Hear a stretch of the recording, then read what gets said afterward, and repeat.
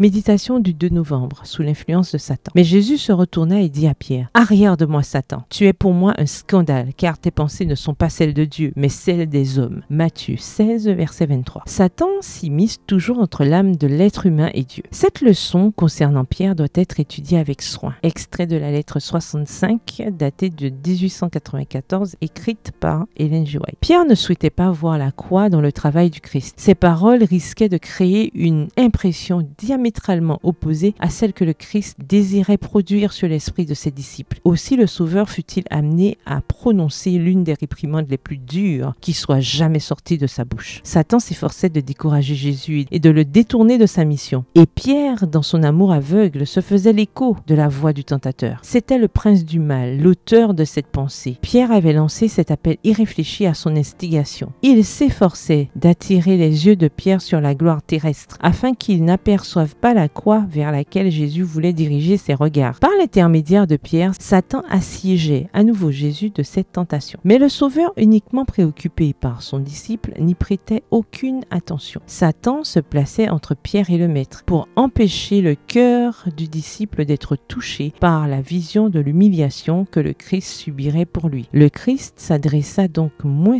à Pierre qu'à celui qui s'efforçait de séparer le disciple de son Rédempteur. « Arrière de moi, Satan, cesse de te placer entre moi et mon serviteur égaré. Laisse-moi face à face avec Pierre pour que je puisse lui révéler le mystère de mon amour. » Ce fut une leçon amère pour Pierre et il l'apprit lentement. Les sentiers du Christ sur la terre passaient par l'agonie et l'humiliation. Le disciple répugnait à communier avec son Seigneur dans la souffrance. C'est la fournaise ardente qui lui en ferait apprécier les bienfaits. Longtemps après, quand son corps fut courbé sous le poids des années et des labeurs, il écrivit « Bien-aimés, ne soyez pas surpris de la fournaise qui sévit parmi vous pour vous éprouver, comme s'il vous arrivait quelque chose d'étrange. Au contraire, réjouissez-vous de participer aux souffrances du Christ, afin de vous réjouir aussi avec allégresse lors de la révélation de sa gloire. » 1 Pierre 4 et versets 12 à 13. Extrait du livre Jésus-Christ au chapitre 45, aux pages 372 à 373. Bonne soirée, que l'Éternel vous bénisse.